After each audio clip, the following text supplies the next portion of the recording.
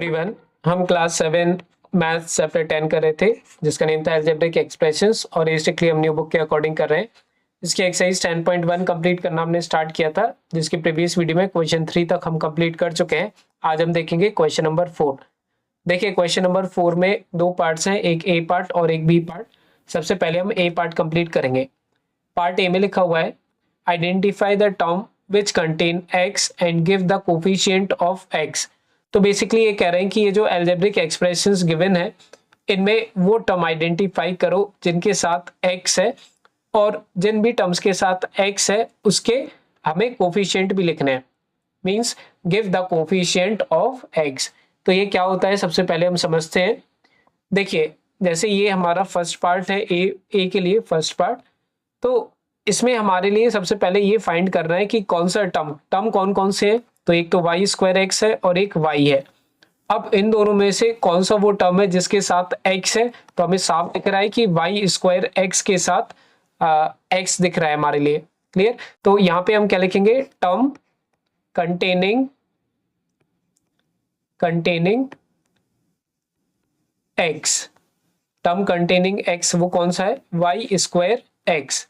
अब इन्होंने बोला कि कोफिशिएंट ऑफ x भी बताओ, तो हम ये भी लिख लेते हैं कोफिशिएंट ऑफ x।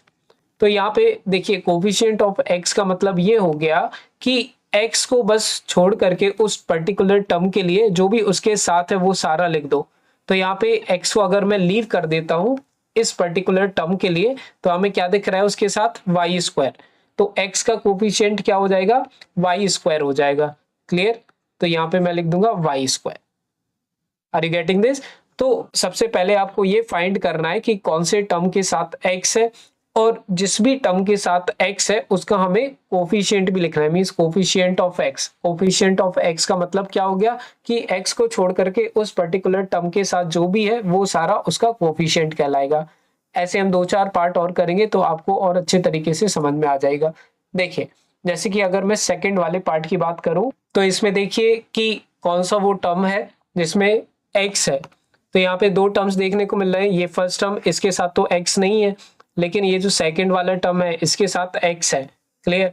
तो यहाँ पे हम क्या लिखेंगे, वही जो हमने सबसे इसके पहले वाले पार्ट में लिखा था, सॉल्यूशन के साथ साथ टर्म कंटेनिंग x और कोफिशिएंट ऑफ x। तो बताइए कौन से टर्म के साथ x है, -8yx। तो हम यहाँ पे क्या लिख देंगे, -8yx। तो इस वाले टर्म के साथ x है। अब कोफिशिएंट ऑफ x लिखना है, तो कोफिशिएंट ऑफ x का मतलब क्या हो गया कि x को लीव करके जो भी उसके साथ है वो सारा उसका कोफिशिएंट हो जाएगा, मतलब -8y। तो -8y क्या हो जाएगा हमारा coefficient of x। Clear?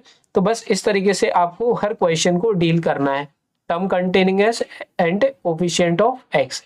Third वाले पार्ट पे आ जाइए। तो इसमें देखिए सबसे पहले किस वाले टर्म के साथ x है, तो आपको दिख रहा है, साफ साफ दिख रहा है हमारे लिए कि ये वाला जो टर्म है इसके साथ ही बस x है, लेकिन ये और ये इन दोनों के साथ x नहीं है। तो हम क्या लिखेंगे, अगेन सेम चीज, term containing x and coefficient of x। तो टर्म कंटेनिंग x मतलब यही सिर्फ x ही है, तो ये लिख दिया। और कोफिशिएंट ऑफ x का कोफिशिएंट क्या हो जाएगा, x के साथ तो कुछ है ही नहीं, तो जब x के साथ कुछ नहीं होता है तो हम क्या लिखते हैं, 1। तो कोफिशिएंट ऑफ x में क्या लिख देंगे आप, 1 लिख देंगे। क्लियर? तो ये थर्ड वाला पार्ट भी हो गया। इसके बाद आ जाओ फोर्थ वाले पार्ट पे। तो बताइए इसमें से कौन सा टर्म है जिसके साथ x है, इसके साथ तो x है नहीं 5 के साथ। क्लियर? z के साथ भी x नहीं है, लेकिन इस zx के साथ क्या है, x है।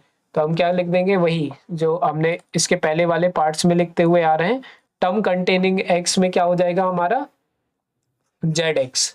टर्म कंटेनिंग x zx, और कोफिशिएंट ऑफ x में क्या लिख देंगे हम, x के साथ क्या है, z है। तो कोफिशिएंट ऑफ x हो जाएगा हमारा z।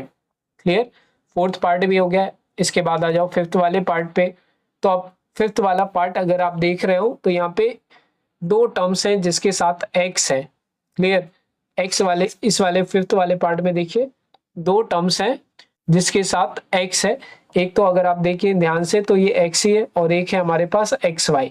तो हम यहाँ पे वही चीज लिखेंगे जो अभी हम लिखते आ रहे हैं, टर्म कंटेनिंग x। तो टर्म कंटेनिंग x में एक तो x ही हो गया और एक हो गया, कॉमा लगा के लिख देंगे xy। इसके बाद लिखेंगे कोफिशिएंट ऑफ x, तो इस वाले x के साथ कौन सा कोफिशिएंट है, इस x के साथ तो कुछ है नहीं, तो हम क्या लिख देंगे 1। तो इस x का कोफिशिएंट हो गया 1 और कॉमा लगा के इस वाले x के साथ कौन है, इस वाले x के साथ है अकेला y, तो इसका मैं लिख दूंगा y। क्लियर। तो कोफिशिएंट ऑफ x में 1 और y आ गया और टर्म कंटेनिंग x में x और xy आ गया। कोई भी डाउट रहे तो आप कमेंट सेक्शन में पूछ सकते हैं। फिफ्थ पार्ट हो गया बच्चों। अब हम सिक्स्थ वाले पार्ट पे आ जाते हैं। तो सिक्स्थ वाले पार्ट में अगर आप देखें तो यहाँ पर आपके लिए साफ साफ दिख रहा है कि सिर्फ एक टर्म है जिसके साथ x है, जो कि 12xy²। तो यहाँ पे आप क्या लिखना है, वही term containing x and coefficient of x। Clear. तो कौन से टर्म में x है, तो वो हमें साफ दिख रहा है कि 12xy²। तो हम यहाँ पे क्या लिख देंगे 12xy²। अब आपको लिखना है coefficient of x, means x छोड़ करके जो भी इसके साथ है वो सब लिखना है। तो क्या क्या x को लीव करके क्या क्या साथ में आ रहा है, एक तो 12 आ रहा है और एक y² आ रहा है। तो हम क्या लिख देंगे कोफिशिएंट ऑफ x में 12y²। क्लियर। तो ये हो जाएगा क्या हमारा आंसर 6 वाले पार्ट का। अब आ जाते हैं हम 7th वाले पार्ट पे। 7th वाला पार्ट अगर आप देखें तो इसमें तो पर्टिकुलरली देखा जाए तो दोनों टर्म्स के साथ x है, इसके साथ भी x है और इसके साथ भी x है। क्लियर। तो वही सेम चीज लिखेंगे आप, term containing x। Term containing x में एक तो हो जाएगा हमारा 7x और एक हो जाएगा हमारा xy²। क्लियर। अब कोफिशिएंट ऑफ x में क्या लिखेंगे, एक तो इस x के साथ ये 7 है और इधर पे इस x के साथ y² है।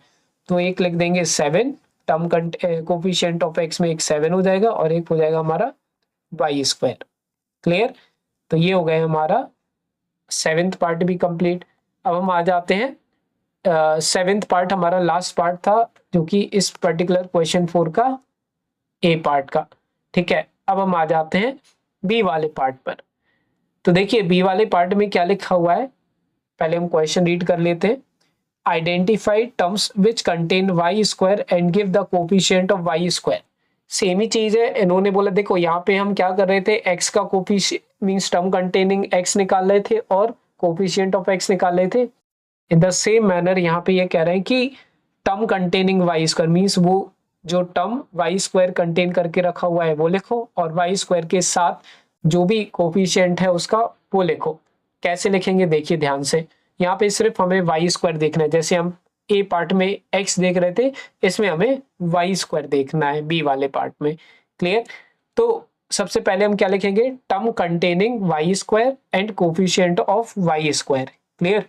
तो देखिए मैंने लिख दिया है term containing y² coefficient of y²। Clear. अब इसमें हमें एक्सप्रेशन ऑलरेडी गिवन है, इसमें हमें फाइंड आउट करना है कि कौन सा वो टर्म है जिसमें y² है। तो देखिए -xy², इस वाले टर्म में y² देखने को हमें मिल रहा है। क्लियर। तो हम क्या लिख देंगे टर्म कंटेनिंग y² में -xy²। अब ये कह रहे हैं कोफिशिएंट ऑफ y² भी बताओ क्या होता है। तो इसमें कोफिशिएंट ऑफ y² का मतलब क्या हो गया, y² के साथ जो भी है वो उसका कोफिशिएंट। तो y² के साथ -x है तो -x क्या हो जाएगा कोफिशिएंट ऑफ y²। तो -x हो जाएगा कोफिशिएंट ऑफ y²। क्लियर। तो इस तरीके से आपको करते जाना है। बी पार्ट का फर्स्ट पार्ट हमने कर लिया। अब देखो सेकंड वाले पार्ट को हमें कैसे करना है। सबसे पहले हमें देखने को मिल रहा है सेकंड पार्ट में 5y² + 7x। तो यहाँ पे हम लिखते हैं आंसर डायरेक्ट और इसमें लिखते हैं term containing y² and coefficient of y²। तो किस टर्म में y² देखने को मिल रहा है, तो साफ साफ दिख रहा है कि इसमें ही है सिर्फ y², इसमें तो x है तो ये हम नहीं लेंगे। क्लियर। तो 5y² is the term containing y²। तो 5y² लिख दिया हमने। इसी के साथ साथ हमें लिखना है y² का कोफिशिएंट। तो y² के साथ क्या है हमारा, सिर्फ 5 है। तो 5 क्या हो जाएगा हमारा कोफिशिएंट ऑफ y। तो यहाँ पे मैं लिख देता हूँ 5। क्लियर। तो सेकेंड पार्ट भी हमारा कंप्लीट हो गया। अब हम आ जाते हैं थर्ड वाले पार्ट पर। तो थर्ड वाला पार्ट अगर आप देखें क्वेश्चन 4 का लास्ट पार्ट है। तो यहाँ पे हम वही सेम चीज लिखते हैं। सबसे पहले term containing y² and coefficient of y²। तो सबसे पहले अगर मैं पहला टर्म देखूं तो क्या इसमें y² है, पहले टर्म में नहीं है, इसमें सिर्फ क्या है हमारे पास y है, y स्क्वायर नहीं है, तो इसको तो हम नहीं लेंगे फर्स्ट वाले टर्म को। सेकंड वाले टर्म को देखिए y स्क्वायर है क्या इसके साथ, तो बिल्कुल है, y स्क्वायर देखने को मिल रहा है, तो हमारे पास क्या आ जाएगा टर्म कंटेनिंग y स्क्वायर में -15xy स्क्वायर। इसके बाद आप देखिए थर्ड वाले टर्म में y स्क्वायर है क्या इसके साथ, तो बिल्कुल है y स्क्वायर, तो ये वाला भी क्या हो जाएगा मेरा टर्म कंटेनिंग y स्क्वायर में, मतलब 7y स्क्वायर हम इसके साथ भी लिख देंगे। क्लियर। इसके बाद आपको लिखना है coefficient of y square, y square के साथ जो जो भी है वो आप सबको लिखना है। तो यहाँ पे इस y स्क्वायर के साथ अगर मैं देखूं तो हमें दिख रहा है -15x, तो ये -15x लिख देता हूं मैं सबसे पहले, ये हो गया कोफिशिएंट ऑफ y स्क्वायर। इसी के साथ साथ अगर आप सेकंड वाला देखें तो इसमें y स्क्वायर के साथ क्या देखने को मिल रहा है आपके लिए 7 देखने को मिल रहा है, तो अपन यहाँ पे कॉमन लगा करके क्या लिख देंगे 7, तो ये हो गए coefficient of y square. Clear. तो ये हो गया हमारा थर्ड पार्ट भी कंप्लीट, और अगर देखा जाए क्वेश्चन 4 हमारा हो चुका है अब कंप्लीट। इसके बाद देखेंगे हम क्वेश्चन नंबर 5 नेक्स्ट वीडियो में। कोई भी डाउट रहे कमेंट सेक्शन में आप पूछ सकते हैं। बाकी मिलते हैं बच्चों नेक्स्ट वीडियो में।